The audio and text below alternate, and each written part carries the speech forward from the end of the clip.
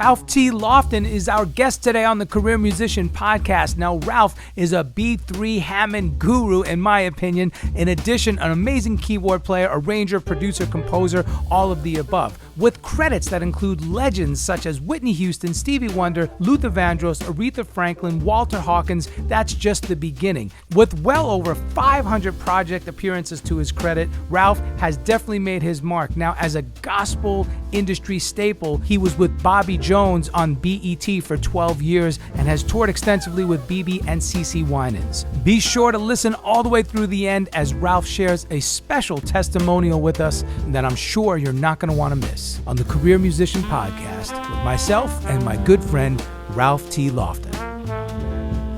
You are a beast. Man, so are you, and I'm just, at 66 still trying to hang along, Well, you're looking great at 66, brother. Let me tell you.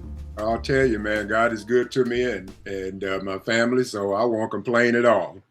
That's a beautiful thing, man. Well, like I said, welcome to the Career Musician Podcast, Mr. Ralph T. Lofton.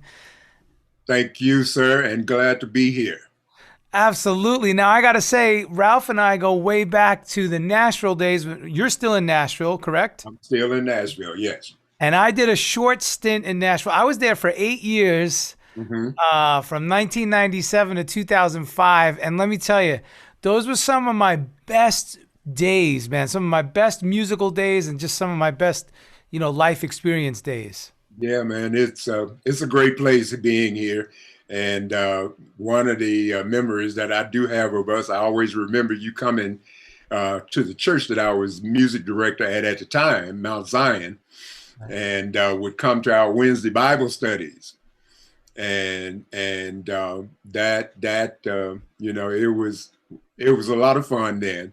And it was just always a pleasure to see you show up. Yes, sir, man. That's right. Now, did we meet? How did we meet? Because like you said, you were at Mount Zion. Was it through Virgil Stratford that we met, or? I think it was either Virgil or it was Derek Lee. Derek Lee. I'm almost wanting to say, wait a minute, no. I think if it wasn't Derek, it might have been, oh my gosh, Sanchez Harley, maybe. Sanchez. You know what? I think it was Sanchez and Derek, because those guys worked together quite a bit, didn't they? Yeah, we all did. The three of us worked. Sanchez was producing a lot of stuff back in the day, and Derek was his MD guy to go to, and I was the organ player that was always called on everything. Look, I do this when that's my organ impersonation. But man, you're like Spider. I call him Spider Hands. The way you make that thing sing, bro, it's crazy. Oh, bless your heart, man. That was just a gift from God, and I took advantage of it and rolled with it.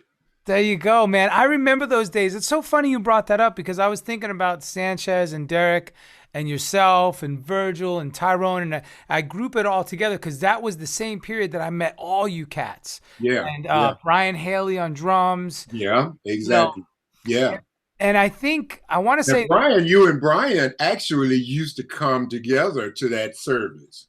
That's right. Yeah. And we all, man, I remember doing records for Donnie McClurkin and Londa Adams and Donald Lawrence. I mean, we were like you said, Sanchez was producing, and we were on a lot of those records. Exactly. Yeah. Man.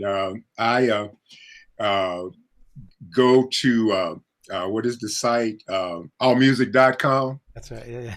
Excuse me. The first time I went to that site, man, it literally blew my mind because I had no idea how much music that I had played on and how many records that I had played on over the years from the time after I got settled into Nashville in 1984. I moved here then. Wow. And of course, been here since then. And after, I think it had to have been a good 15, maybe 20 years or so after that, somebody told me about that site, and I went on and looked it up, And they said all you have to do is type your name in, and everything that you do somehow will show up. And I literally did that. And when I did, I was like, oh my God. Right, right. And it was, to this day now, I think I have played on almost 500 projects over the years. Come on, and Ralph. just, That is the epitome of what a career musician is. wow. Yeah, yeah. And just so many things, man. I mean, they listed from, piano, organ, uh, arranging, writing, Right. Everything, producing, everything that I've produced, and all of the different things. My contributions to the projects, and it just let me know God was good, and I was able to just really have a great career over the years and still going. Amen, bro. Okay, so there's so much to cover here. So, all right. First of all, when you say still going, what I want to know is, obviously, I know you're still involved with your church, music, and I want to hear all about that. Okay. And then I know you're writing, producing, and playing sessions. Are you also set up at home? Do you have a home studio with a B3? I have. Well, I don't have a B3. I have SK2. Hammond SK2. Because I got it in my studio. I'm actually in my studio now. Nice. And the room is not huge, but it's big enough for me to have what I need to work from home. Okay. And so I got everything. I'm surrounded. In the background, you can see these are some of the records of my solo records that I've done. Nice. And around the wall, I got a few of the gold records that have been presented to me, and different plaques and that kind of thing. Sitting in front of 3 computers, and my organ is here, and my piano is right behind me. Yeah. And the board is here, and everything is here, man. I love it. Okay, we'll start there. So, the career musician was an idea of mine that was born several years ago. I was on the road, for a long time with Babyface, right. Doing, and we didn't tour, quote unquote. We did mostly weekend stuff. Right. And, you just like we do, that we kind of love that schedule. It's a very convenient schedule.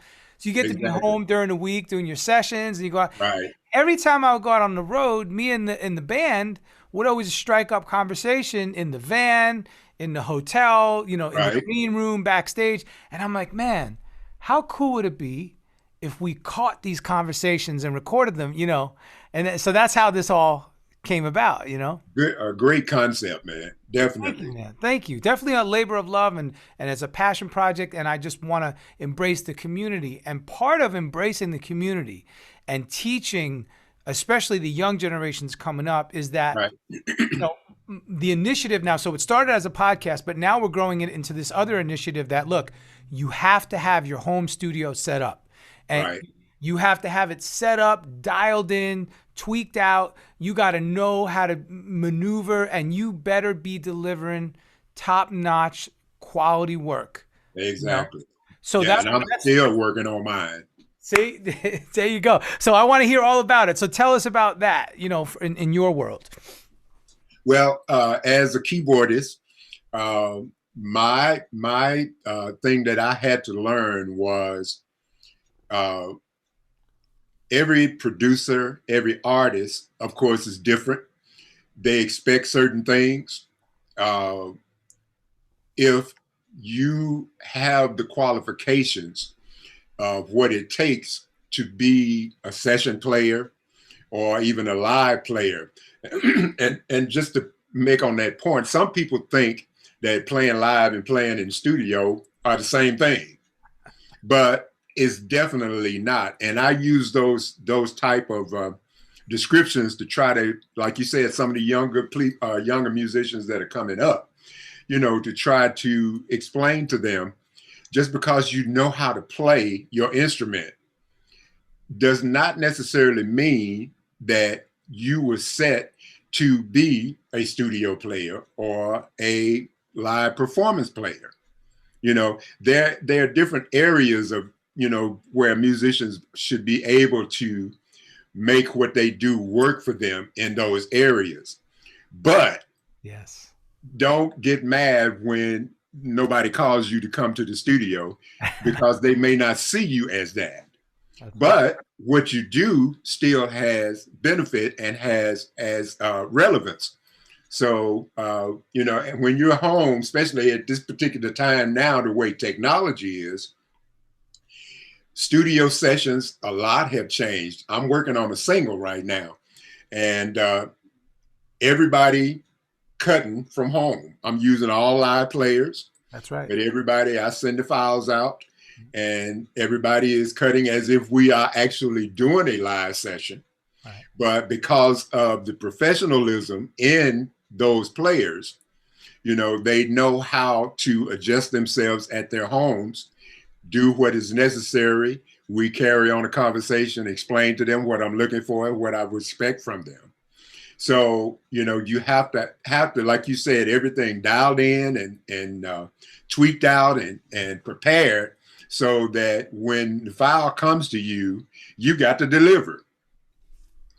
Otherwise they'll go to the next person and just trash what you sent them. That's right. So true, man. So, and I'm glad you brought up the point of, live playing and studio playing, and don't be upset how people view you. If they view you as a touring cat and they don't call you for sessions, well, don't take offense to it. If you want to do sessions, try to figure out how to network with some more people that do that, so that way you can get your foot in that door, right? In other words, exactly. Don't take it personally. Figure out how you can maneuver to do what you want to do, right? Exactly.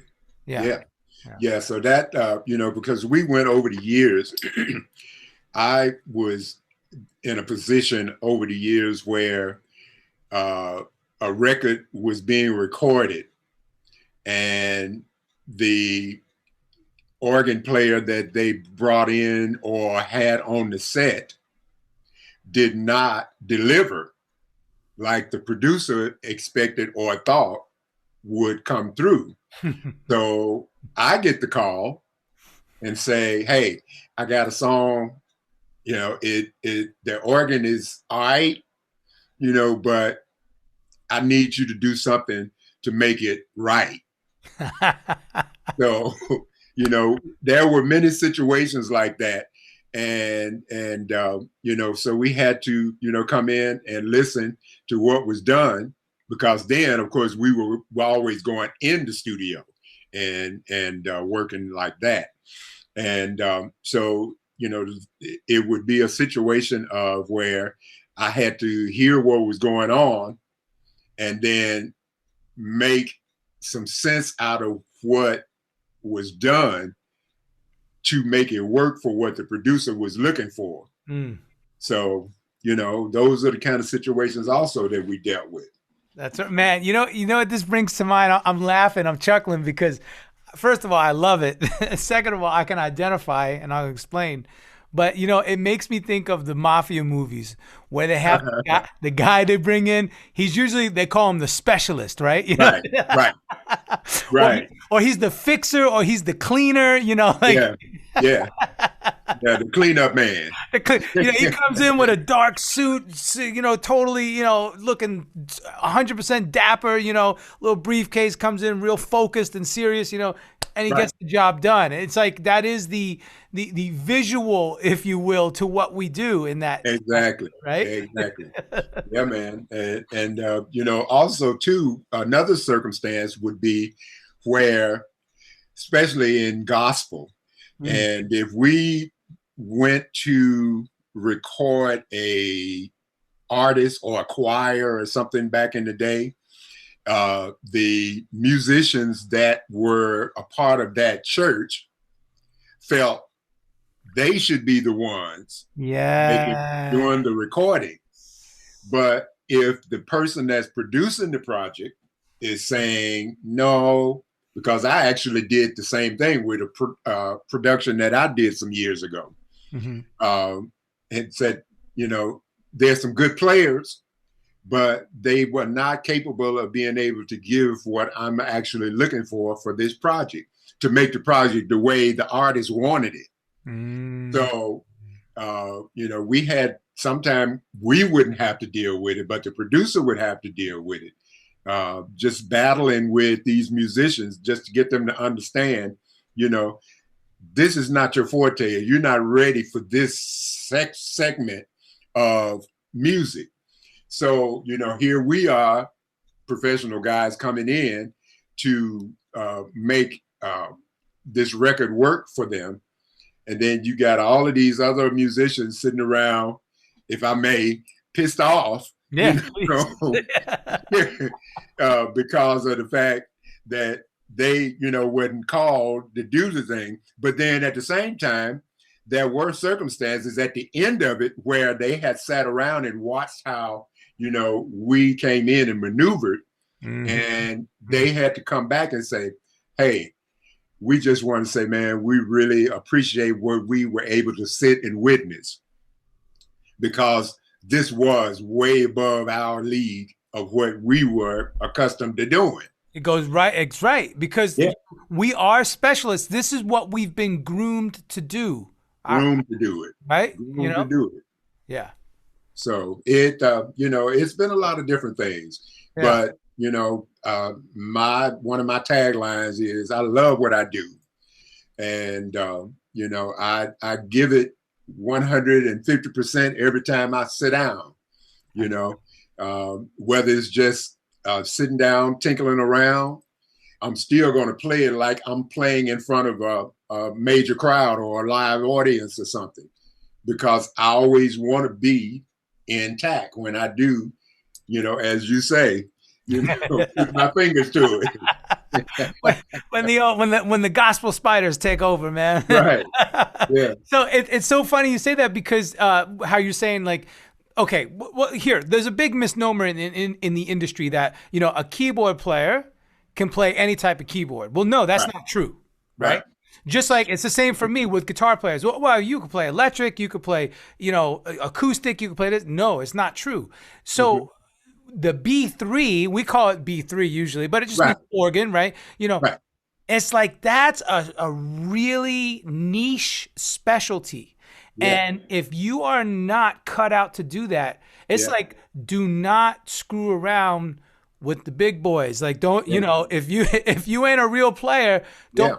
I know there's been times I stand behind a B3 and I'm just tempted to touch it. And, and if you just touch one note and you feel the Leslie, you're like, whoa, that's powerful, Yeah. But if you don't know how to maneuver, I'm gonna be blunt, man. It sounds like shit if you don't know what you're doing. That's true. That's true. And, my wife teases me a lot because I'm real particular when it comes to the sound of it. And when you're listening to players, and that's not to say that I'm the best player ever, because I tell people in a minute, I know so many different players that play so much better than I do. I have what God has blessed me with to do, which is my own sound. Yes. And and I stick with that. I was just telling the guy a few weeks ago about that the same drawbars I've been using, drawbar settings that I've been using since, I was 15 years old. Wow. I'm still using those same ones right now. Wow. Because of the fact that every time I did, it always worked for me. And it was always a question, man, what is your drawbar settings? Because when I sit down to try to play it, and you can even tell me what you used, which is, like I tell them, it's nothing different than pretty much anybody else. There's just, over the years, I have developed and been blessed with a technique that just sounds different from anybody else. Man. And, it has kept me working.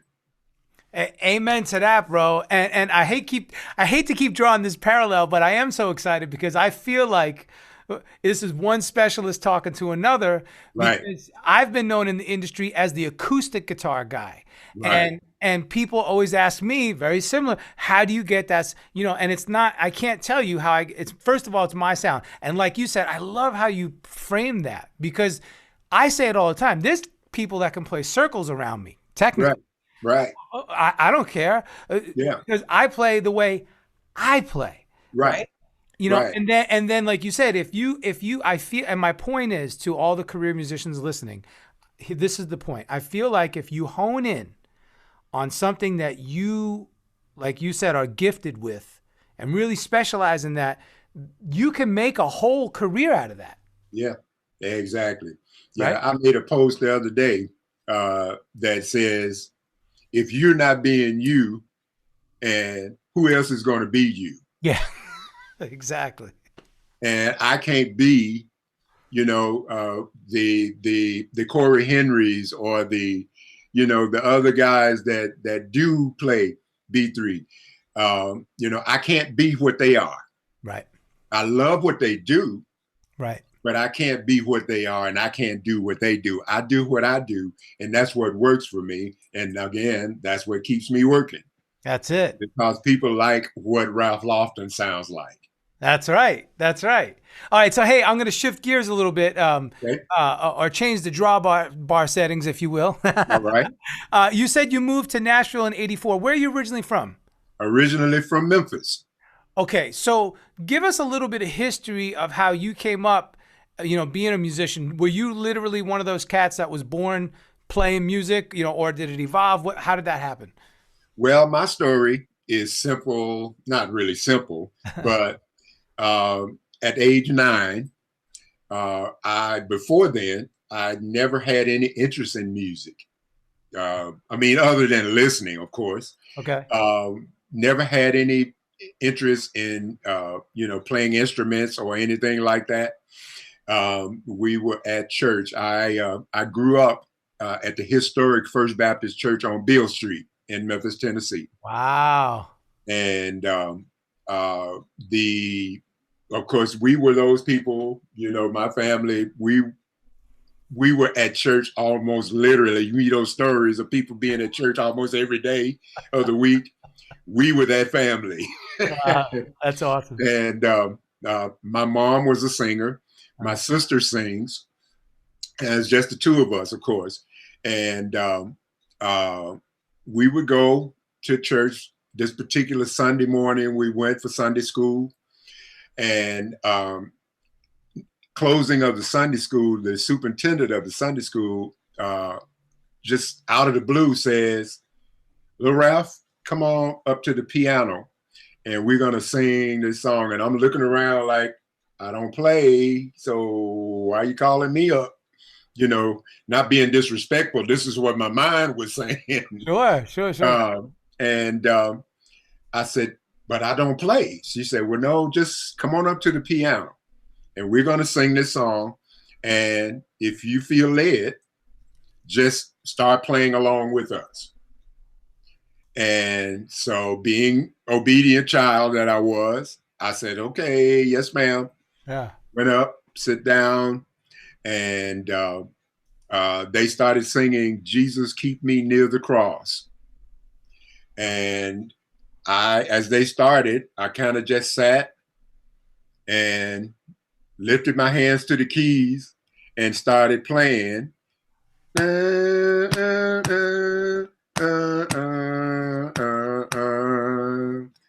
Just the 3-chord, left hand, one note. And that's how it all started. But how did you even know? I did not. You're saying with 2 hands, you just started finding these harmonies. Yeah.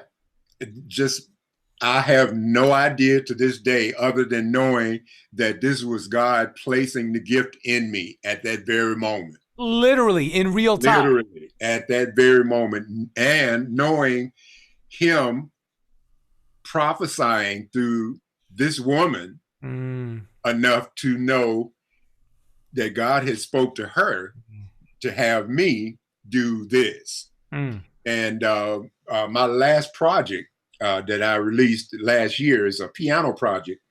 And I have that particular song on the project with a description thanking the woman. Her name was Miss Ambrose. Thanking her for allowing God to use her to choose me to be able to play music. Wow. And from that point on, man, it just, it started to build. I kept on just practicing. My mom got us a piano at home, and I had a music teacher for a while, for about 2 or 3 years, enough to learn a little bit more and develop. Yeah. And I quit her because she was one of those teachers that when you miss a note in practice, she slapped your hand with a ruler. Like that's real. Those aren't just, made up stories. Yeah. No, those are real stories. She would tap my hand with a ruler on my knuckles. And one particular day I had just had enough, and I went home and told my mom, I said, I am not going back to her ever again. And I didn't. But from there, in school and elementary school, junior high school, and high school, yeah, I was in the band and learned how to play trombone. So trombone was my instrument in school. Wow. And of course that helped and taught me reading.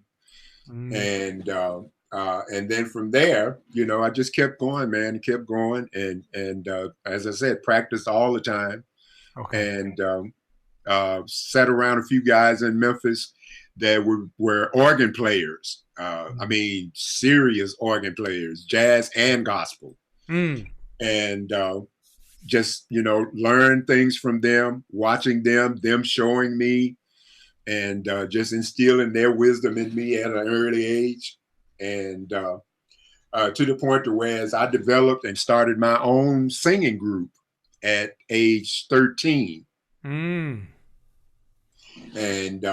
it just grew from there and just continued. And, like I said, I had gotten to a point musically, I thought that I needed a change and wanted to pursue a full-time career as a musician. And of course, I was doing it in Memphis as well, because I was playing for churches full-time and, was being paid pretty well. And so it was able to sustain, a living doing that. And we were once, around 84 again, that was when I decided this is a good time for me to try this. If I get up here in Nashville and things don't work out, I'm only a couple of hours away. I can just turn around and go back. Amen to that. Okay. Wow. So there's so much great stuff here, and there's so many things I want to touch on, because I feel like gospel music, and let's be more specific, I feel like Black gospel music is such an integral part to the interwoven fabric of culture, of American musical history and culture. It is, if it wasn't for the Africans coming over to this continent, we would not have any of the music that we have today. Oh my gosh, man. Now, but here's the thing, because it's such an awful paradigm of how it went down, obviously, in history. Yeah. But it's like, out of that unspeakable, horrid things that happened, such beauty came about. Exactly. And I feel like me I'm Italian and Cuban, right? Right. My father's from Cuba, so I'm not technically like Caucasian, Anglo-Saxon, right? Right. I'm more Mediterranean and Caribbean, right? So I have that Latin flavor, but still, so I still appear just like a regular white guy, right? So, right. Because I've had such a big part of my career be gospel music, right? And I feel and it started in South Florida for me, but then it really flourished in Nashville. I feel like the Black gospel community brought me in so non-judgmentally and so unconditionally and just embraced me, right? Yeah. Yeah. I feel like there's a big part of this music and this culture as a whole that just doesn't get enough of its due. It doesn't get the accolades that it deserves. Right? I've always said that. I've Yeah. always said that. And especially from an instrumental perspective. Ooh, I'm glad you said that too. Yeah. Yeah. Now, so the reason why I bring this up is because I've had the honor and privilege of working with some of the greats, including who is considered, I guess, arguably the father of modern gospel music, Andre Crouch. Of But then course. there's also Thomas Dorsey. So can you give us a little bit of perspective on that, and what you think about that? Well, mentioning Thomas Dorsey was from the traditional era Okay. of Black gospel, and he brought forth the hymn perspective as well as traditional gospel writing perspective, because he wrote songs that that touched the heartstrings, and they were written from actual events in his life that took place. And then you move from there years later to the Andre Crouch, where Andre Crouch also was a prolific writer, musician as well, and the songs that he wrote were also stemmed from a traditional era, but moved more into a contemporary feel that touched different boundaries and gave another perspective of where Black gospel music was going to. Thomas Dorsey was from the traditional era, where he, basically was like the hymn guy, and the music that he wrote was from a traditional perspective. And those were the kind of things that he wrote. He wrote about his life and things that happened in his life, from tragedy to triumph, if you would. But he was more so from the traditional perspective. And Andre Crouch was also the prolific writer, as well as musician, keyboard player.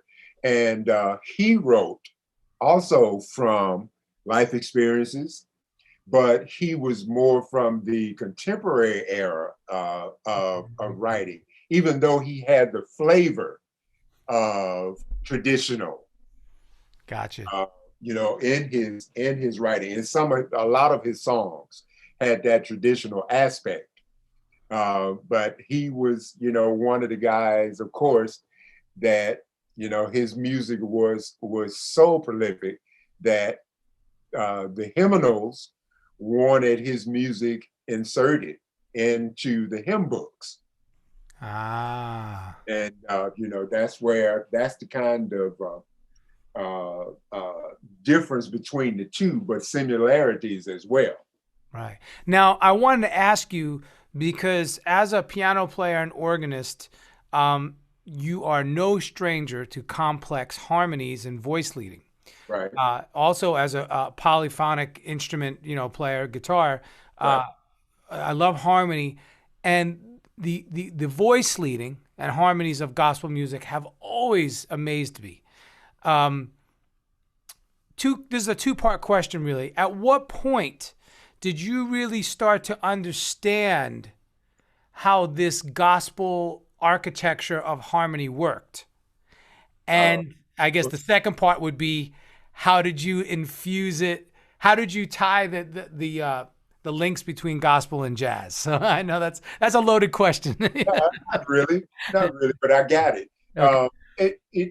I think it was during my era of I had to have been uh, 15, 16 years old, maybe. Um, I had a group called Ralph Lofton Company. Nice. And it was a singing group made up of singers around the Memphis area, people that I had, worked with over some years, as if I had, you saying 16 or 17. I had been around a long time, but I was an old soul. Right. But I had, the opportunity to work with a lot of different singers in Memphis. And I specifically picked these different singers because the approach of music that I was trying to do was the Andre Crouch style, the Got it. Walter Hawkins, Edwin Hawkins style, uh, but with the Ralph Lofton flavor. Mm. So I started, I mentioned earlier about these guys that were mentors of mine. There was this one guy named David Flagg. David, back then, this was in the 70s, early 70s, David also had a group called the David Flagg Singers. But the type of music that he was accustomed to, he was a classical player, but he gave you, to make the description simple, the Take Six vibe. Nice. Back then. And so he, it was nothing for him to do 1, 3, 5, 7, 9, 13 chords, in his approach of teaching songs and teaching vocals. I was just gonna say, when you say Take Six, that's big fat voicings with wide, lots of color tones, exactly, yeah. And that was the thing that he did. So I took a bit of what he did, made it more, I don't want to say simple, but tried to make it enough where it sounded complicated, but it was really simple. I love that. So, we would do, I always never just stayed in the 1, 3, 5 chord structure of harmony. I always had to add a fifth and a seventh and a ninth when I would do certain vocals. So that, for me, that era and time was when I started to understand fifths, sevenths, ninths, 13ths. And as time went on, it made a lot more sense to me. And so when I play now, especially organ, it's easy for me to, if I play by myself, to use my bass pedal as the foundational bass, but use my left hand and my right hand to fatten up chords. Wow. Whereas my right hand may just be playing 1, 3, 5, 7, and my left hand could just be playing a 1 and a 5. And maybe add a 9 or a 7 in it, just to make sure that the chord was more widespread. Wow. Okay. Now, it's something and addressing the second part of the question, in jazz, all the harmonies are always built on 2 5s, right? Right. What I notice in gospel, now it's so funny because here I was 13, 14 years old. I came from rock and then classical and then transitioned into jazz and gospel. But what I was noticing, I was thinking in jazz, if I was listening to Coltrane, I'm like, all these 2-5-1 progressions. I'm like, man, he's changing keys constantly. Obviously, Coltrane was the epitome of the jazz harmony, right. Whatever. But in gospel, I notice it's like the way those 2 5s are stacked. It's like sometimes there's a key modulation every other bar, and right. So if you don't come from that kind of background, If you're just entering in as a student or a newcomer to the field, to the genre, it's extremely difficult to wrap your hands around it right away. Of course, of course. Yeah. And prime example, my wife and I went to minister at this church this past Sunday evening, and they were accustomed. We were sitting in for their regular music director, who him and his wife had taken vacation, but they were accustomed to just apparently, how do I say, more CCM style. Yeah. And they sent us a list of songs. We picked from those songs about 3 songs that we were familiar with, so that it would be simple and not, take a lot of time to try to learn something new. Yeah. And we took one of the songs, I think is titled "Hallelujah, You're Worthy to Be Praised," and let's see, simple of it would be.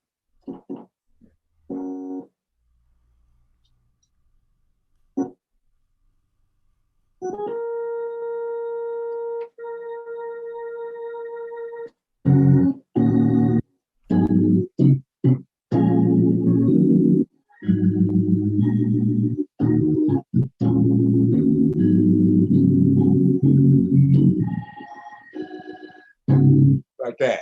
Nice, yeah.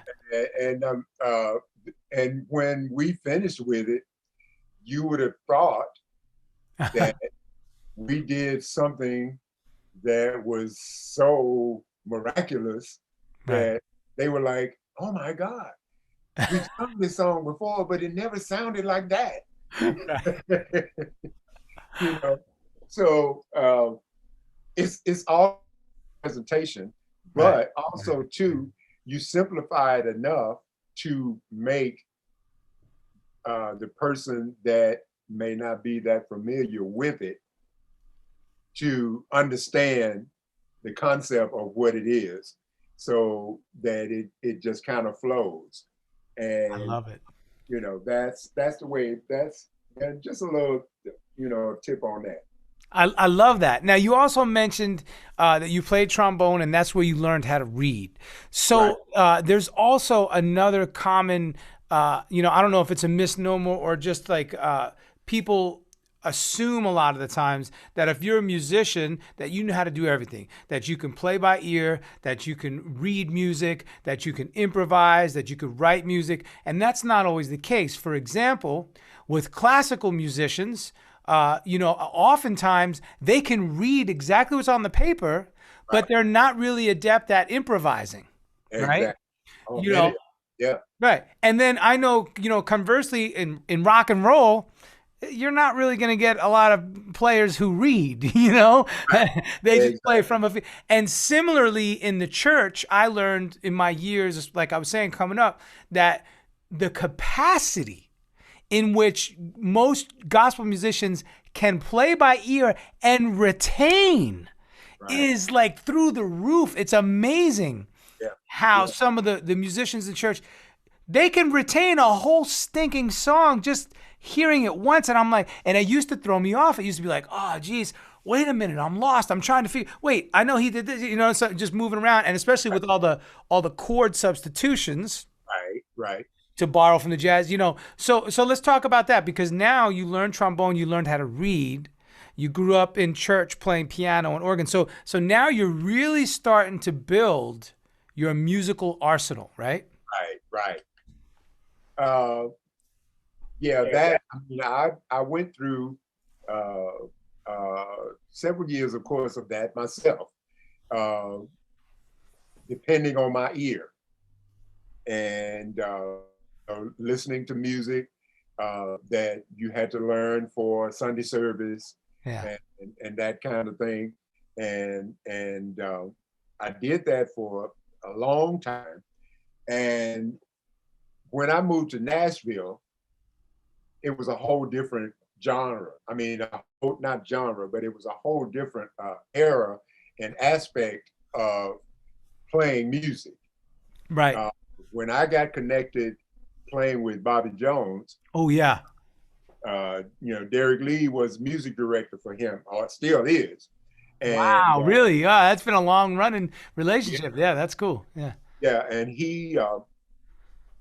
that was one of the things when I auditioned to get that position, get the keyboard position with them. One of the things that he initially mentioned was he asked, "Do you know how to read?"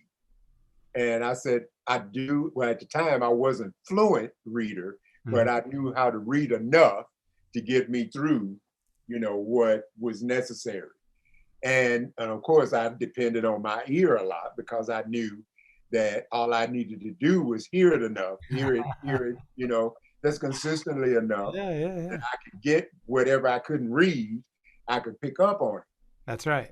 But that particular job taught me how to be a better reader because I knew we were playing for artists that would come in and we had to learn their music on the spot. Right. So that was the reason why we needed to know how to read. And so you take that and try to combine it with uh, your ear aspect and being able to read. Right. Then it makes it easier for you to know how to format chord changes and hear the right chord changes as they were going forward. So that meant that once you learned the reading part of it, you could depend on your ear because then everything else was about the feel. Right. And Right. vibe had to be there. They wanted to make sure that when we play this music, we don't want to have to just sit there and consistently look at the chart. We need to be able to make sure that it feels good as well. That's right. That's right.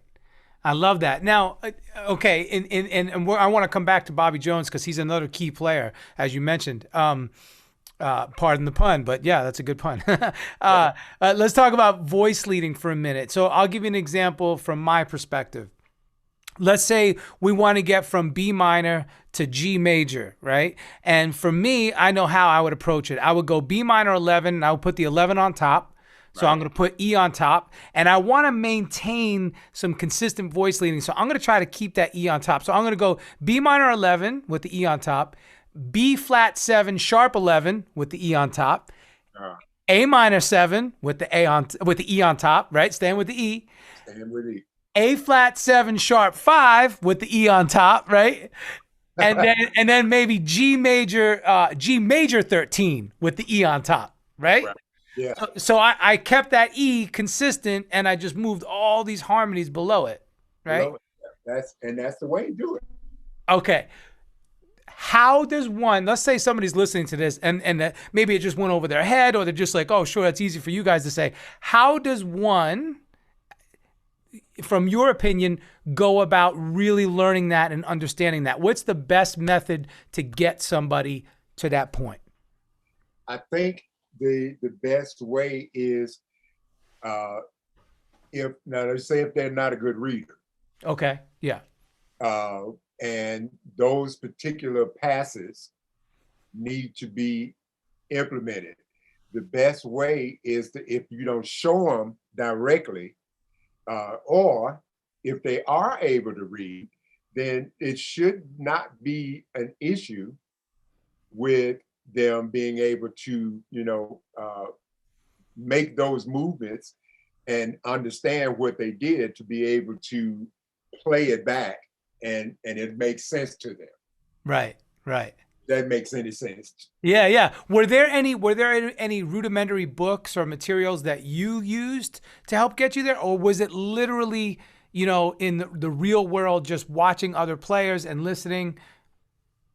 For me, it was a little of both, more so of listening, but at the same time, a little bit of the book I can't remember the exact name, but there was this book that just had different chord structures, chord changes Right. that you were able to look at, or just flat out straight chords Okay. that gave you the understanding of how to voice, specific chords. But I think for me, it was more of being able to listen at someone playing, not necessarily watching it, but because my ear was so tuned into note for note for note for note, I knew how to hear it and then be able to play it back. Bam. Gotta love that. Gotta Yeah. love that. All right. So I think it would work. It would work for different ways for different people, different musicians. Yeah. And I guess I would just say what works best for you, then you shoot out for that. Well, Ralph, thanks for humoring me with all my geeky music theory questions. Not at all, man. Not at all.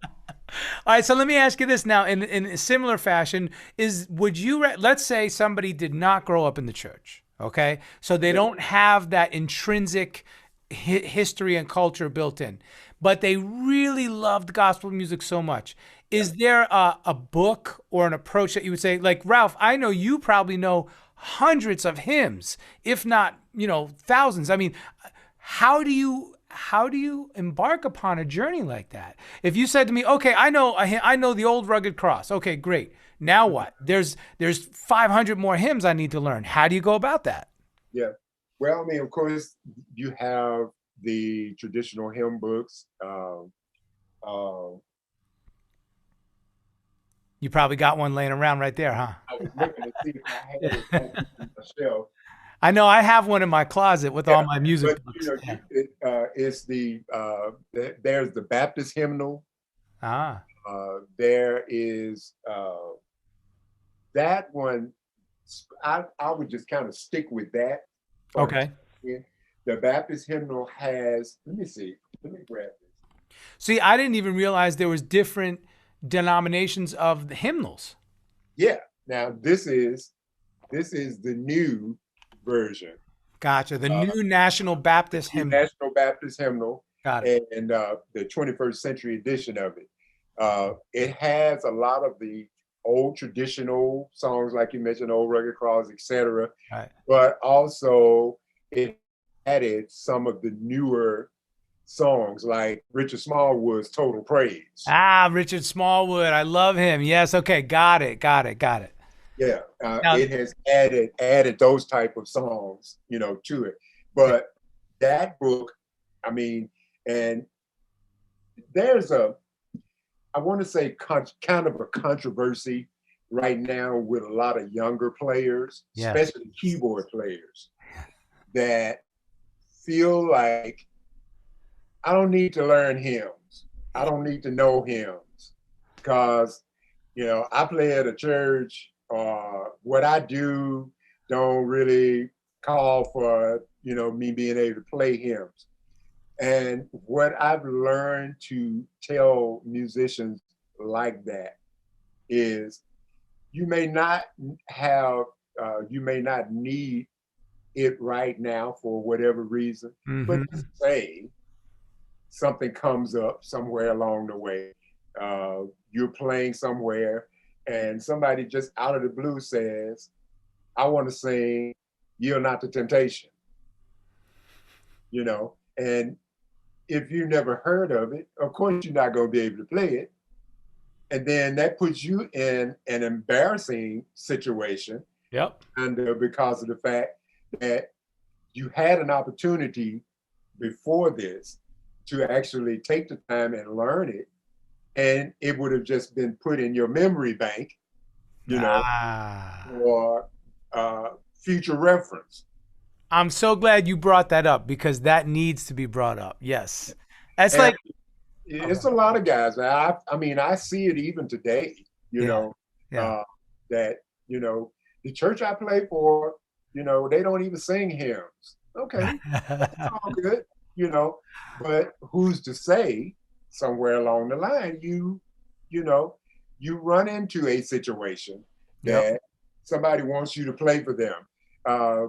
You're going to some kind of event I need you to be my musician. Yeah. I'm going to sing, Jesus keep me near the cross, or I'm going to sing, oh, the blood of Jesus. Right. Or I'm going to sing by and by. Yeah. It's like, if you've never taken the time to learn those things, yeah, you're just lost. That's like a jazz musician saying that they don't need to learn standards. Oh, yeah. You can't go on a jazz set and not know Misty and How High the Moon. Right. Exactly. You'll get laughed off stage. And I learned. Here's a story, and this goes years back when I first started playing. The Church of God in Christ. There, I'm sure you're familiar with Twinkie Clark. Oh yeah, I've played with Twinkie, and I've done quite a bit of Kojic gigs, so I know. Yeah. So back when the Kojic convention was in Memphis, at this church called Pentecostal Temple, the late Bishop J.O. Patterson was the pastor there, and he was also the presiding bishop at the time.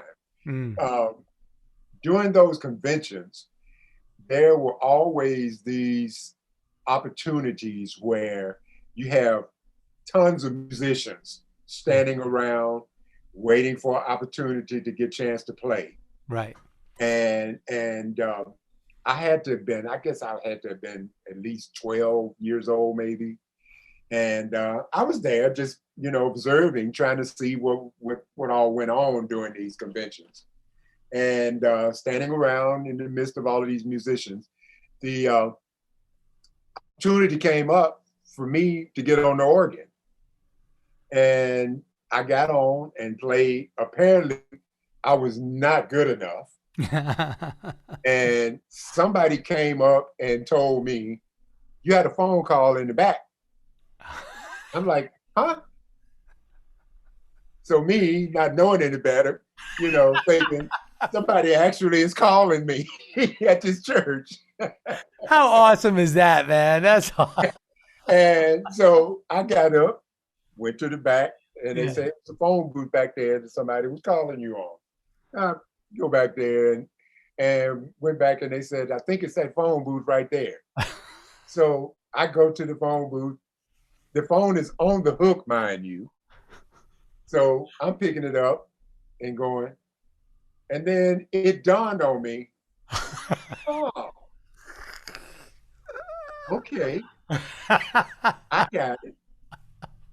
That meant I was not the guy that needed to be on the organ. That's a creative way of letting you know that, though. Yeah, exactly. So a year later, the same situation. I vowed, I said, I would never let this happen to me again. I went to the convention, stood with the midst of the musicians, and got a chance to get up on the organ again. Mm-hmm. This time, apparently, I was enough and all that to be able to get the attention of Twinkie. And so when she heard me, she literally turned around and told all the other musicians, y'all can just go and find a seat somewhere. This young man is going to stay up here and play. Wow. So that let me know then all I needed to do was practice. Now, what you're trying to do.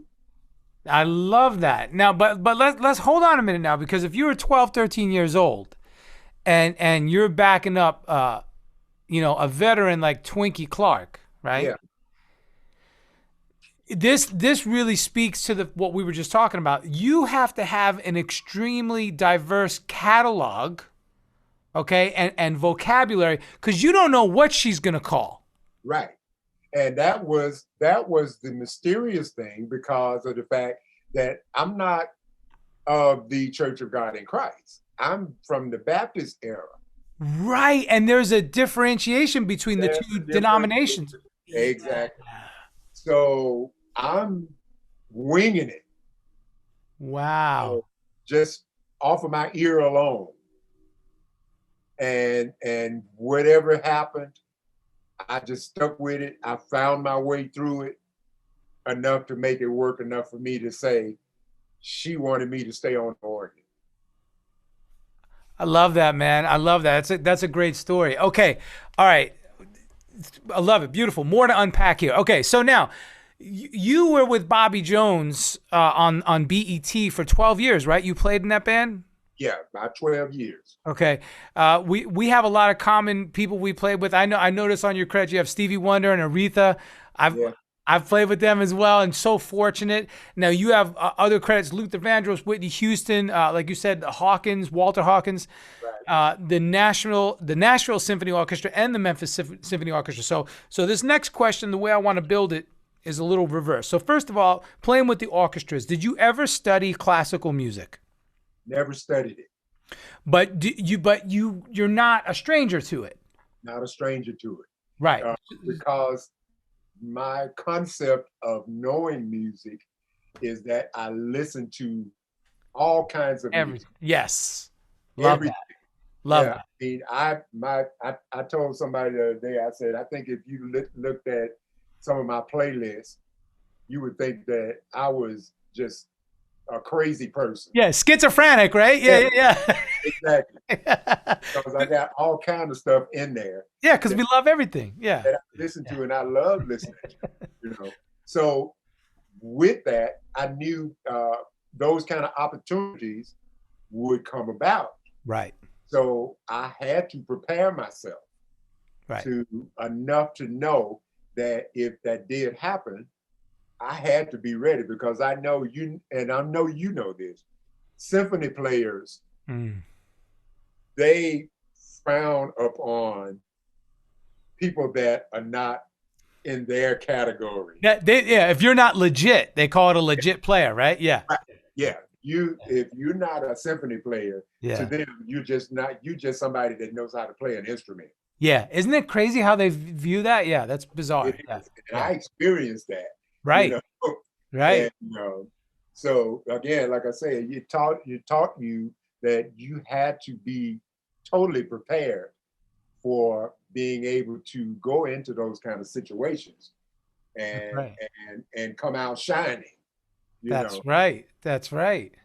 Man, I remember, side tangent, I was in Japan at a hotel lobby. I was on tour, but I was at the hotel lobby, and there was these two Russian classical musicians playing in the lobby, and they were amazing. It was a piano player and a violinist. They were amazing. We got to talking, and then I was sharing with them that, hey, I love Paganini, the classical violinist, Nikolai Paganini, and I transcribed some of his pieces for guitar.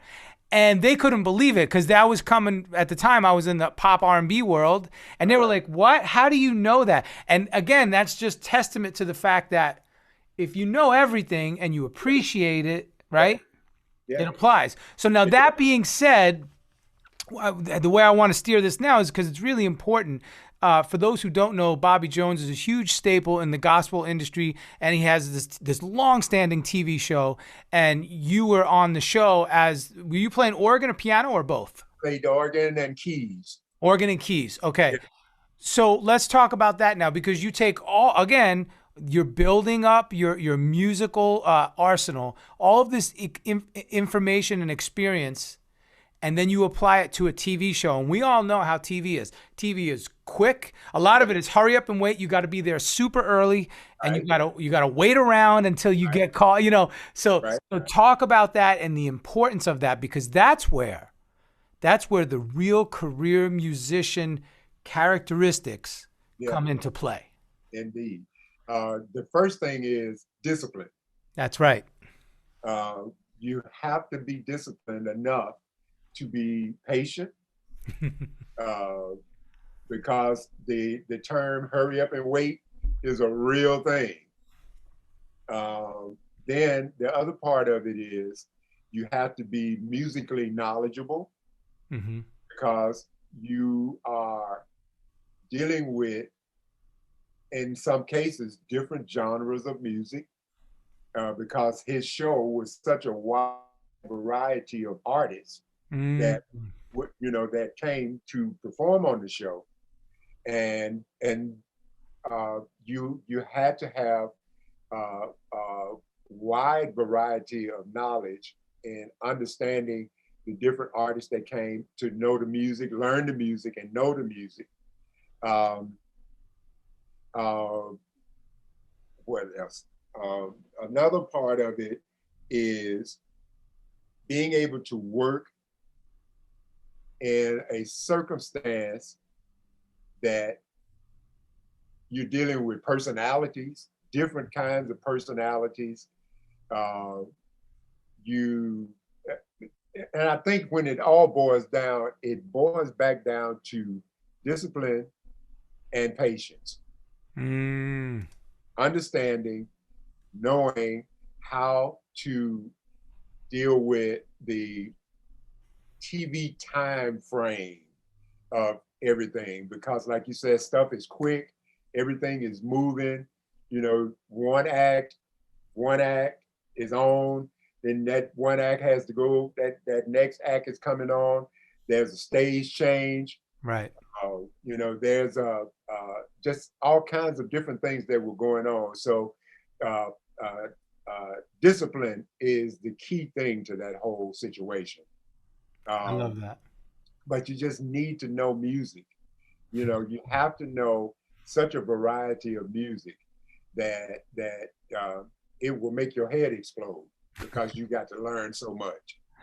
That's right. Now you guys were reading charts on the show? We were reading charts Okay. on the show. Right, right. And Derek Lee was the MD, as you were saying? He was the music director then. Okay, okay. And so, of course, his responsibility was to provide charts, uh, get meet with the artists or the artists' musicians Yeah, there you go. were Yeah. coming to know what songs we were playing.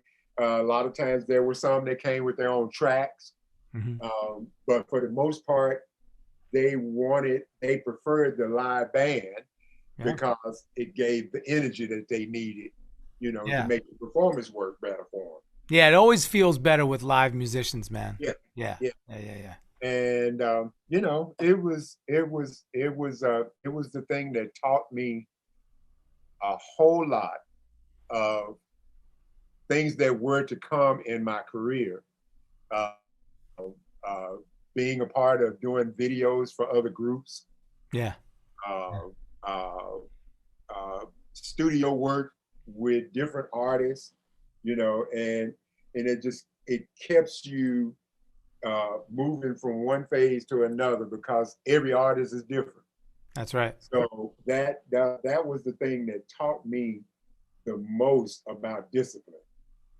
I love that. And speaking of which, I want to tie this in to the fact that you have been a long time standing musical director of many churches. In other words, the MD role is you're no stranger to that role. Right.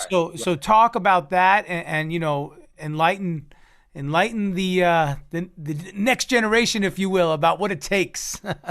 Yeah, it's again starting off with discipline. Same thing, right? Yeah. You have to be diverse with music from the church standpoint because there's so much of a variety of music that goes on. You have to deal with musicians. You have to deal with musicians' personalities and attitudes. Wait. What do you mean? What do you mean? Musicians don't have attitudes. What are you talking about? Somebody tried to tell me that. Somebody tried to tell me that because now I'm one that don't have Right. attitude. No, you don't. You're so humble. I love you, man. It's so true. And I guess what it also it taught me that I had to be in a zen place to be able to deal with, first of all, a pastor, because the pastors can be demanding of what they expect. Yep. You know, then again, you have to go back to, you're dealing with musicians, personalities, you're dealing with a whole lot of singers that have personalities, attitudes. You know, there are the divas, there are the ones that know everything, but at the same time, in fact, I just posted about this the other day, just yesterday, in fact, I became Uncle Ralph. I love that. I love that. Uncle Ralph to when I was playing for Mount Zion, when I first started playing for Mount Zion, yeah, here in Nashville, my niece was a member of the church. So of course she was calling me Uncle Ralph. Mm-hmm. Once I got in and got acclimated into the system of the church, working with the people, I developed the respect of everybody, the team, as well as the congregation. So from the youngest to the oldest person in the church, I became Uncle Ralph to everybody. Love that. And what that led me to realize is that I had gained the respect of everybody because I did my job. I knew how to deal with the people. I provided an avenue of music that related to everybody. Right. And that's another thing that you have to understand. You can't just go in and be picking music that you like. That's right. You know, you got to think about everybody that you are providing music for. So that's a whole congregation. And of course, Mount Zion was such a large church. Wow. That, you know, you are trying to appease thousands of people. I would say that the congregation roughly at Zion was several thousand. At that time, it was about 8,000 people. So you're talking about, here's the thing, when you're music directing a church, especially of that capacity, you're talking about mini concerts, okay? Exactly. Every 3 and 4 times a week. Yeah, right?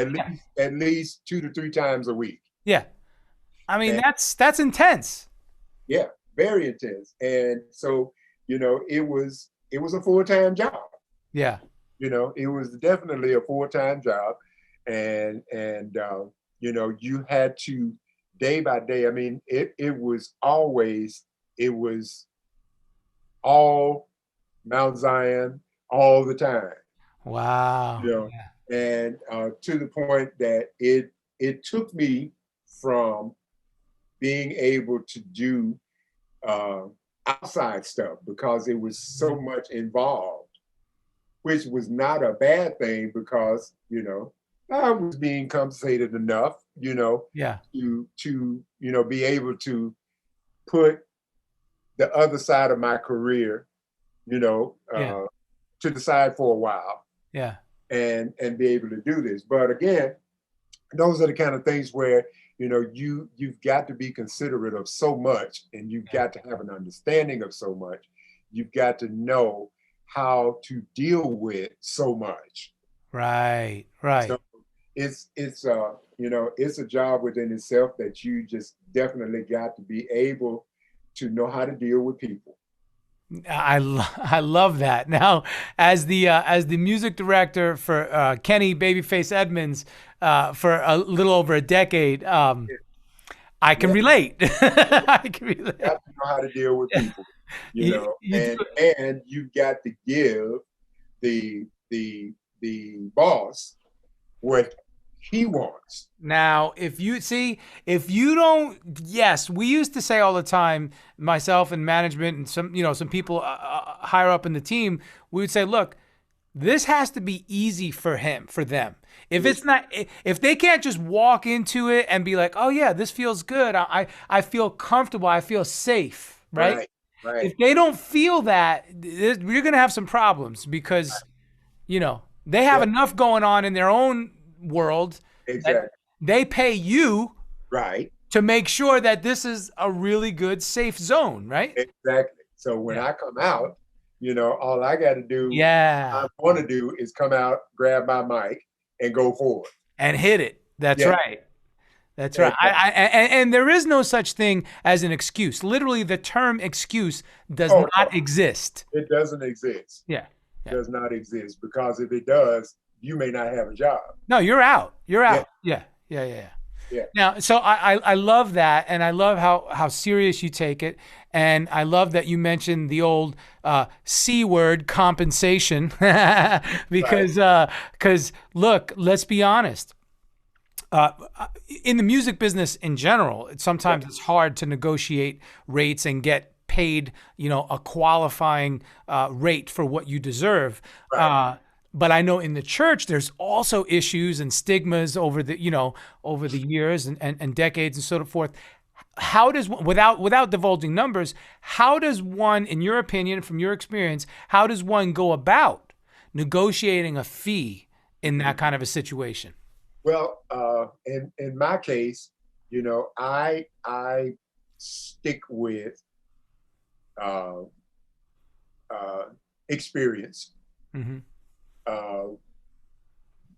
Utilizing what my career has brought forth and paved a platform for me to be able to go in and negotiate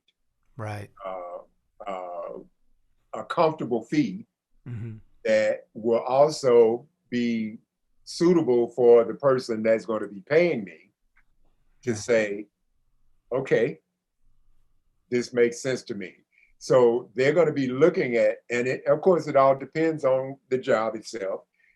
They're going to be looking at this resume that you have presented to them and expecting a whole lot, because of the fact that you're giving them this lineup of years of experience of what you've been doing and what you've done in order to come in and provide a service for them that they're expecting. That's right. So it kind of depends on that. You know, you can't be someone that just started playing a year ago and go into specifically like a baby face and say, you know, I want $10,000 a gig. Yeah. And you don't really know pretty much how to play. You know, you haven't even learned his first song yet. So, you know, you can't just walk into a situation like that, try to be demanding, and you can't show anything that proves that you're worth what you're asking for. Right. To warrant that. Yeah. I love that. All right. Well, you know what? All of this stuff is leading up to one big thing, and I'll let you go after this. This is really important. Once again, thank you, Ralph. Raph'Ton Music Enterprises. Yeah. You know, I really respect that, because it shows me that here's a person who takes the time to actually build their own business. And that's what you've done. And, you know, whether it's an S Corp or an LLC, that doesn't matter. That's the particulars, but you did it. You know, you're the owner and founder. You have several publishing entities, a record label, consulting. You know, from what I understand, you have a future School of the Arts perhaps in the works. Yeah, it's still in the works. Okay. Yeah, I mean, you've produced six of your own albums, CD projects? 6. Yes. No, 7. 7. I mean, there you go. 7. And, you know, so let's talk about that. Tell us about it. Fill us in. Give us the scoop and tell us what's to come in the future. How exciting. And once again, I commend you, because that is the career musician top of the top, baby. Yeah. Well, I mean, it's still a work in progress. Yeah. And I'm building it because for years I gave myself to everybody else. Oh man, oh wow. I was just saying this the other day. I'm so glad you said that. Yeah, I all the years of, me building my career and Yes. building my name, uh, it was benefiting somewhat for me, but not enough for me. That's But right. it was benefiting everybody that I was giving my time to. You know, people started to recognize who I was, Mm-hmm. but I had nothing that was on the table that was basically saying, this is mine. This is what I own. What This I is do. what I'm running. And this is what I'm in charge of. So Man, it came for me in 2005. It came down to that I said, I will keep doing what I'm doing, but at the same time, I got to start building my own so that, when I do finally get around to a point where I'm so of age that I can't do it like I used to do it, I want to have something that's sitting that I can look up to and say, it was all for this particular time and this point. So that's what Raph'Ton Music Enterprises is all about, and it's to solidify that all of my years of doing what I'm doing, I have finally come to the point that it's my business, and I call the shots. man, the way I put it the other day was I gave my talents away for so long Yeah. that when I came home, there was nothing left for me. Oh my gosh, that's a word right there. Right? And let's not get it misconstrued. When we say give away, we don't, we didn't give our services away for free. There were Right. times when we've done free gigs and free work, and that's different because if we want to, especially to help people out or friends, whatever. Of But course. you're giving your talents to all of these other projects, even if there is compensation. But still, you come home and you realize, wait a minute, I didn't build my own house. I was out building everybody else's house. Man, that right there, what you just said, Yeah, the house that you build and everybody else is putting bricks right. in everybody else's foundation, You, and and you you have one of your own. you come home, you live in a little shack.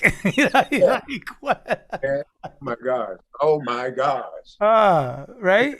That's it. That's it right there in a nutshell.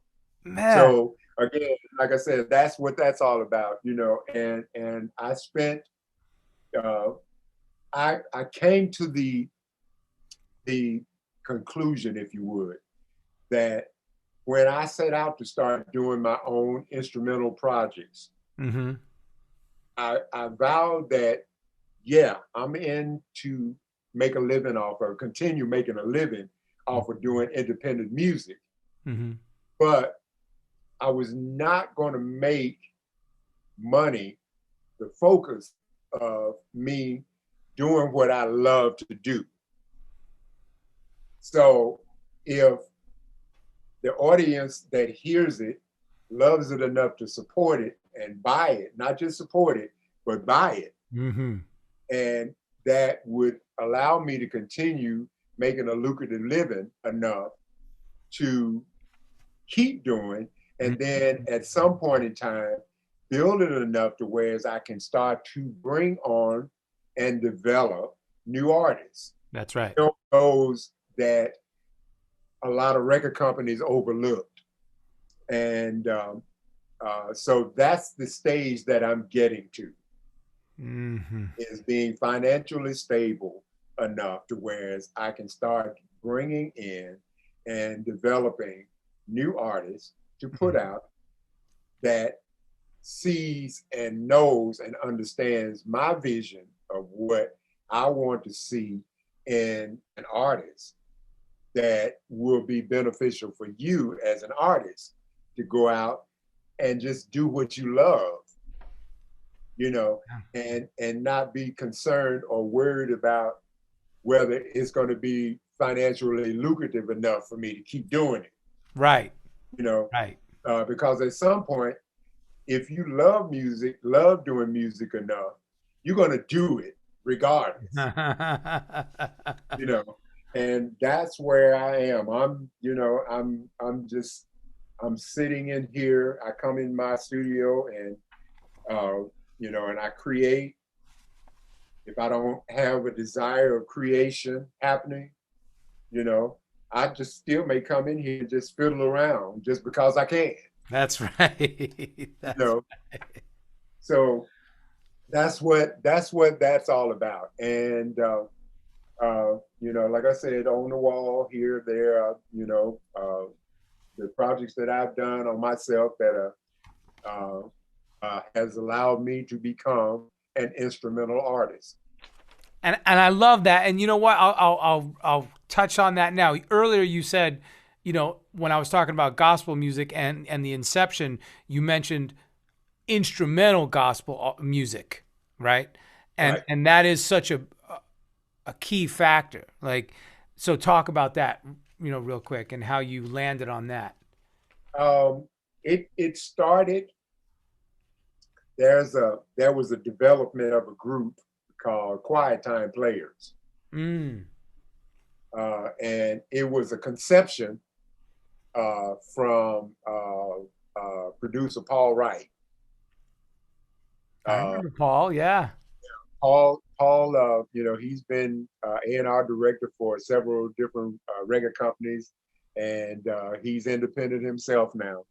But at the time, he had come up with this concept to do instrumental projects, but with hymns. Mm-hmm.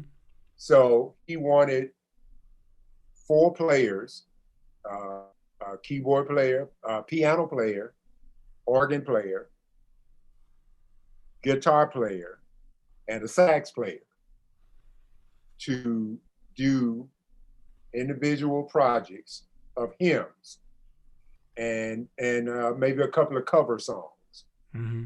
and distributed like that. It was under Sony at the time.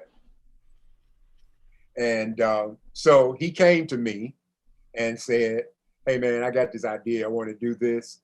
And, I want you to help me put it together." So I said, okay. Of course, I'll do organ. And if you want a good piano player, this friend of mine from Memphis, Derek Jackson, who is one of the most phenomenal piano players that exist today. Yeah. Him, then Jonathan Dubose, Oof. and Donald Hayes. Man. So that was the development of the group called Quiet Time Players, which you guys were nominated for quite a few awards. Yeah, we had a few nominations from the CCM side, Dove Awards, the Doves, and the Stella. And Stella. Yeah. That we were nominated in the instrumental category.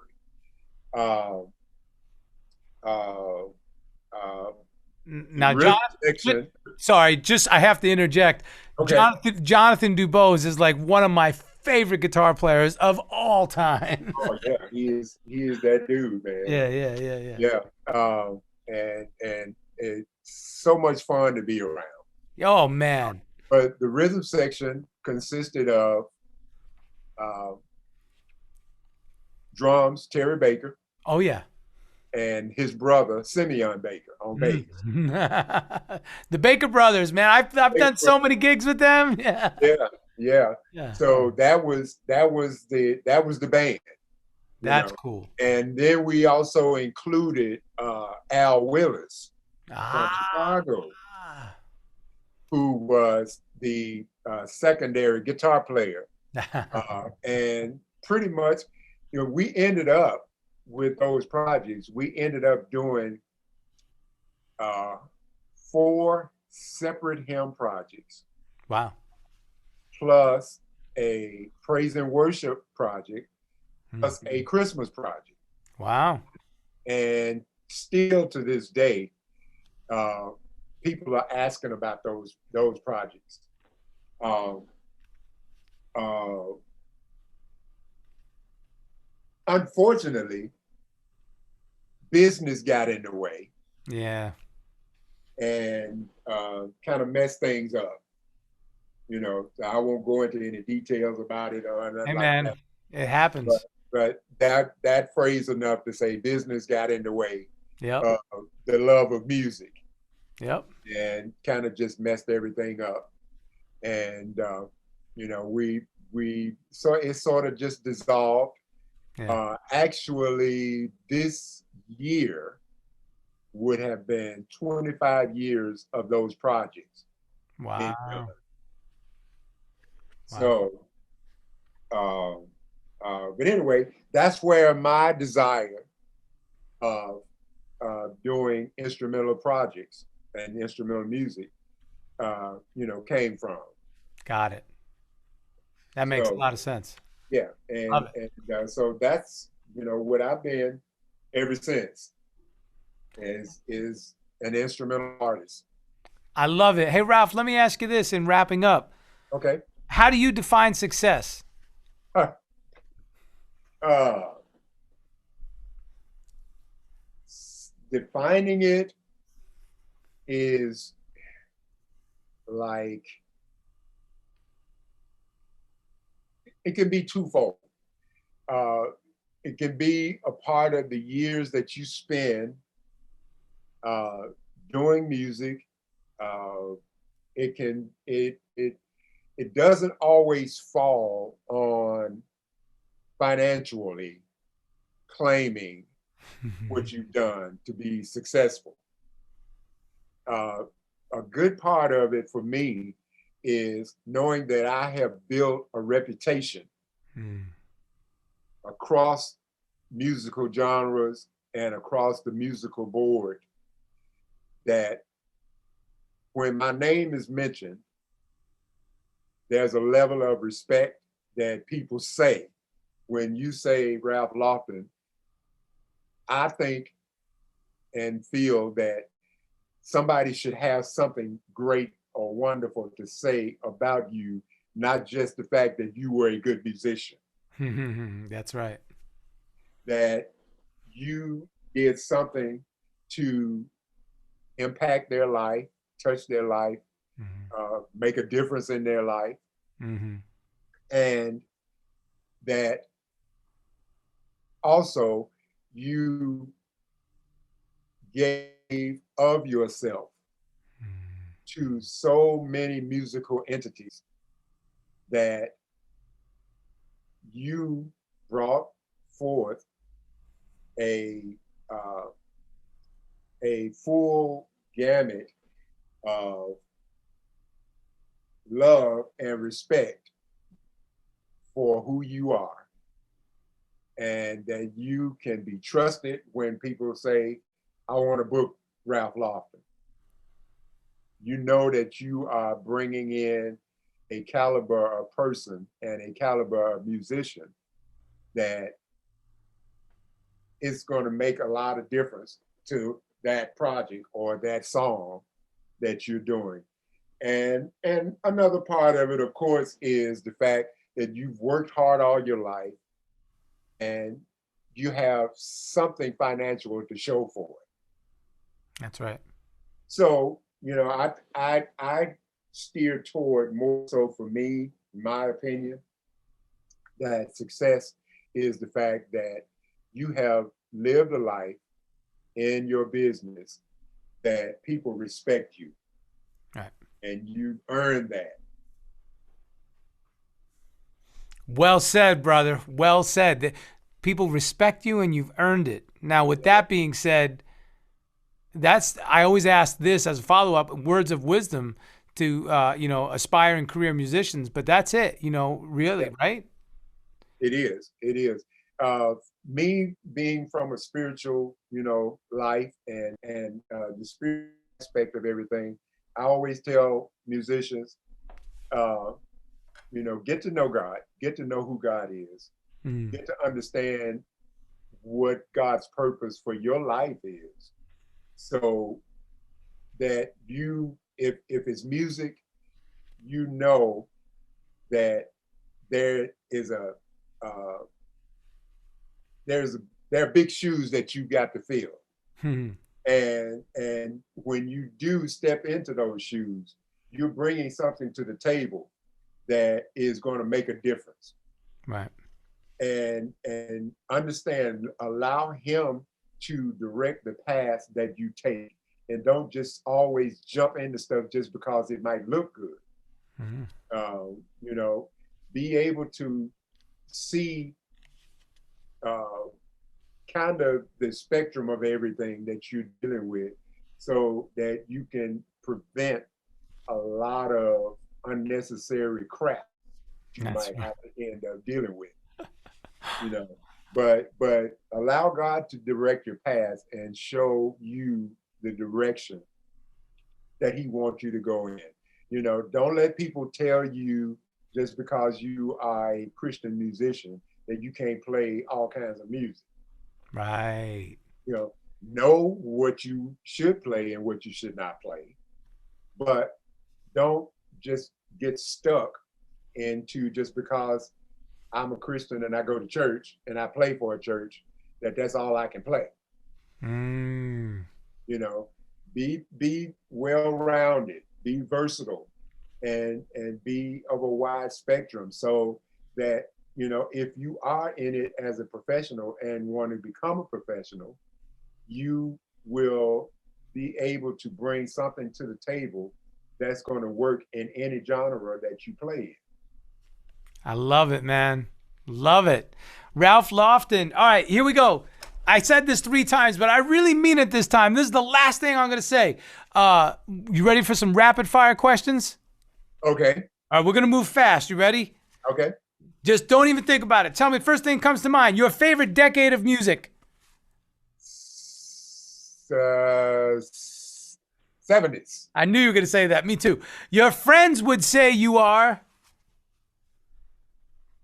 crazy. Top 3 artists in your playlist. Brian Culbertson, Kirk Whalum, Jacob Collier. Another brother that we have in common, Kirk Whalum. We love brother Kirk, man. He's the best. Just did he's working on my new single with me. There you go. Bam. Which do you prefer, studio or live? That's a tough one, I know. Yeah. Studio. All right. Instrument you wish you played? Bass.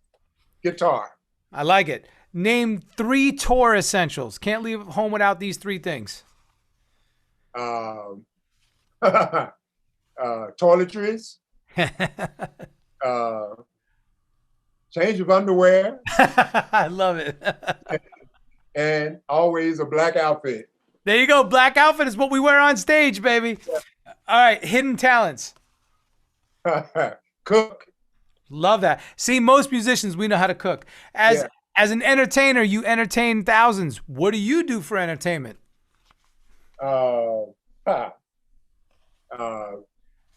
Binge watch TV shows. Love it. And listen to the cool scores, right? I love it. Definitely. That's where I get a lot of my film composing ideas from. Yeah. All the time. Favorite city? Savannah, Georgia. Favorite food? Oh, wow. Seafood. Drink of choice? Lemonade. Song or band or artist that changed your life? Earth, Wind, and Fire. Love it. Dream collaborate. What's that? I said Stevie Wonder. There you go. There you go. Dream collaboration. You got Stevie? Yeah. Okay. He would be one. Yeah. Nathan East. There you go. And let me tell you. Yeah. Nathan is the best guy in the world, sweetheart of a cat. I've worked with him a couple times, and just as you know, a beast of a musician. I mean, I just believe it. Yeah, that's my bucket list. there you go. And finally, what would you do if you weren't a career musician? Uh, I don't know. What would Sounds like me. I? I don't know, because that's been my life. Isn't that crazy? Yeah, Yeah, yeah. yeah. Yeah. I don't know, man. That's really a hard question. Yeah, it is. Maybe a chef. Chef, there you go. And what type of food do you like to cook the most? Oh gosh. What's your forte? My forte, gosh, I got a variety. My wife will tell you that. Nice. Yeah. Yes. Who? She said meat. Oh yeah, because I always say I'm the meat guy. So you like to barbecue? Barbecue, yeah, barbecue, oven Nice. cook. Nice. Man, Okay. I cook some. I can cook some. Gosh, brisket. Oh Rib, yeah. Nice. just melt in your mouth. Ah, that's awesome. Well, next time I'm coming to the Ville, that's it. You got to cook for us. I will be glad to do it, and we'll be glad to have you over, man. Oh man, thank you so much, brother Ralph Lofton. I really appreciate you, man. Thank you, Mike, man. It's been a pleasure, and I appreciate you consider having me on. It's been a joy. So Ralph, you, wow, you have an incredible testimony. If you would share with us, if you don't mind. Yeah, man. 2017. Well, years before that, I had been going through congestive heart failure for several years. Mm. And somewhere in the beginning of 2017, my cardiologist told me that we've been doing everything, and medicine changes, and it may come down to a point where we have to consider possibly doing a heart transplant with you.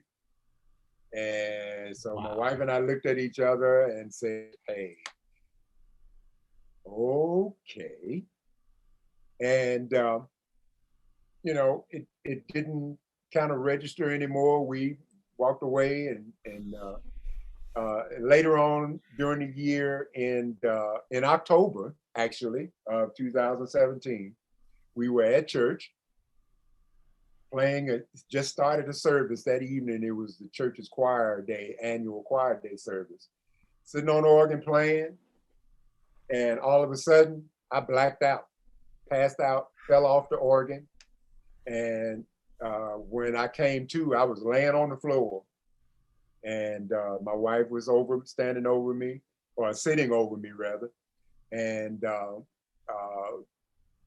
shortly then, the paramedics came to the church, and did a couple of tests, and they ended up taking me to the hospital, which was St. Thomas, Midtown at the time.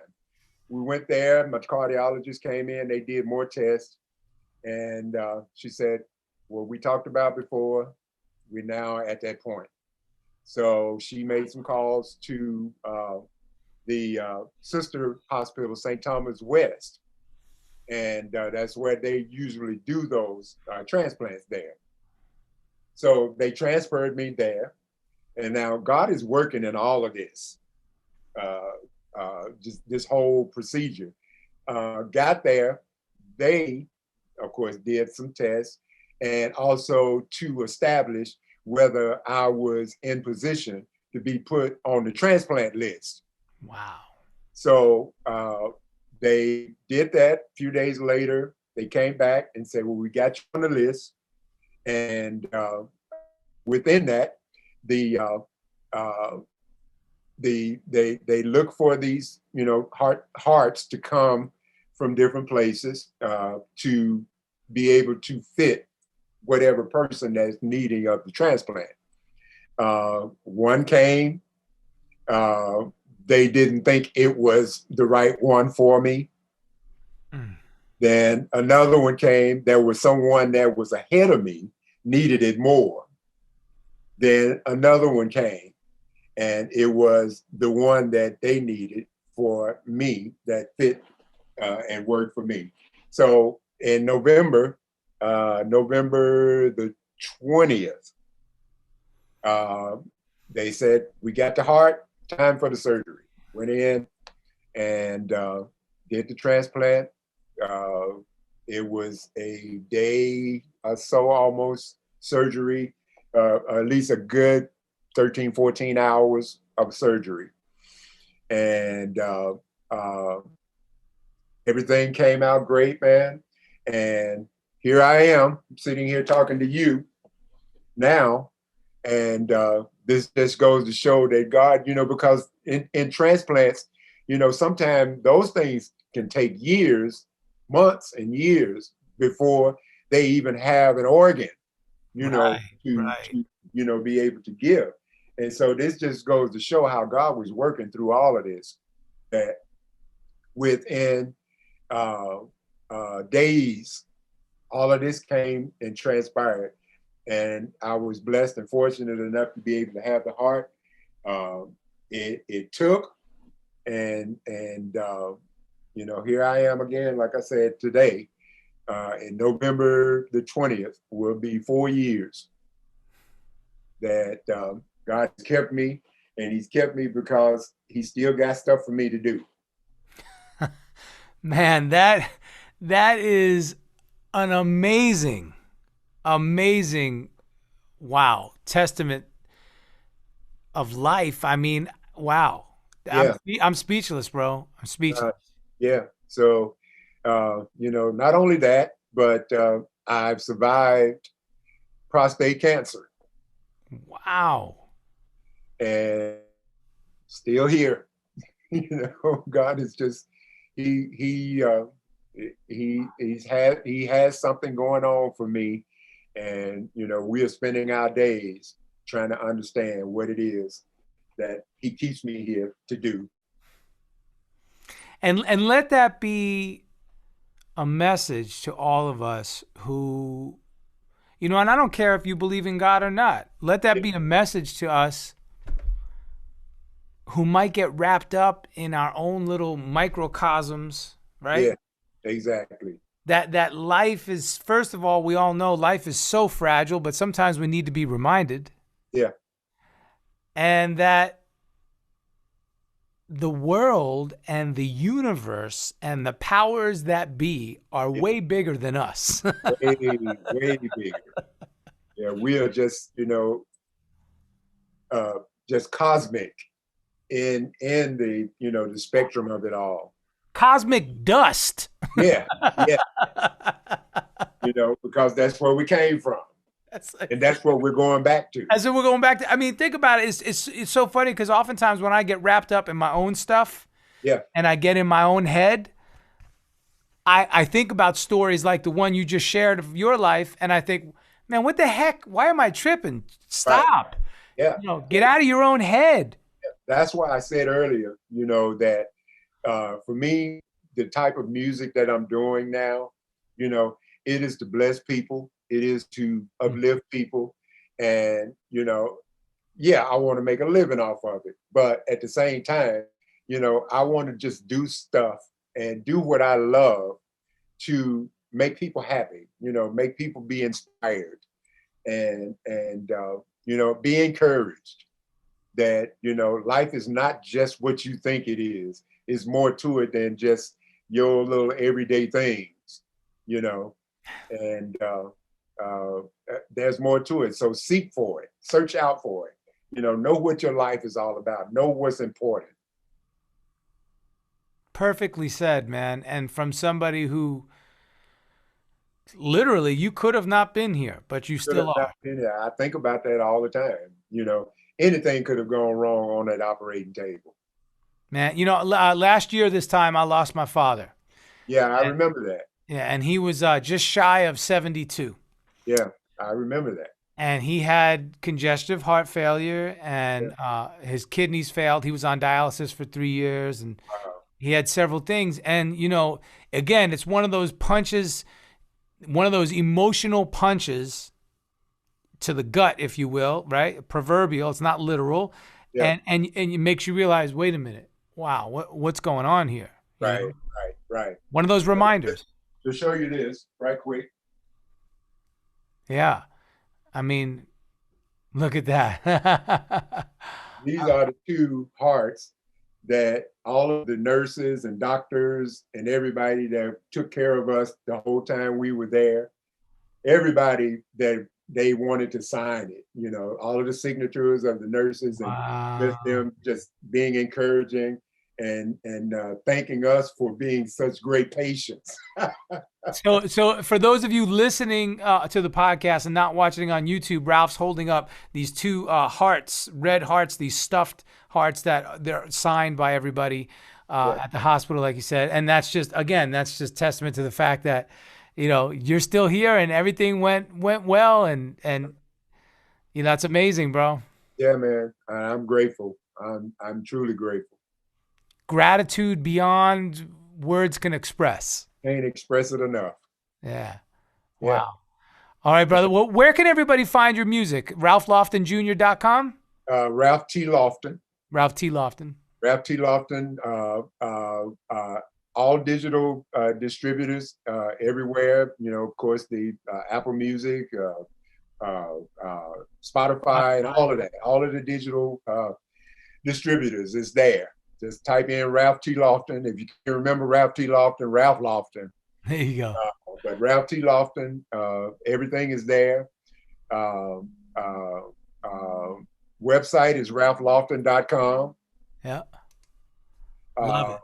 Yeah. And you're on all the socials. You're on Instagram. Yeah, social, Facebook, Instagram, LinkedIn, Yeah. Twitter. Love it, man. Love it.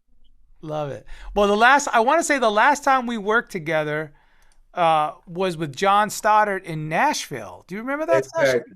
Yeah. I was just looking at a picture of that just a couple of days ago that we took together. Yeah, that's right. What a great picture, man. Yeah, yeah. So yeah, it's that was a lot of fun, man. That was a lot of fun, and it was really great to see you in person. Same here. Same here.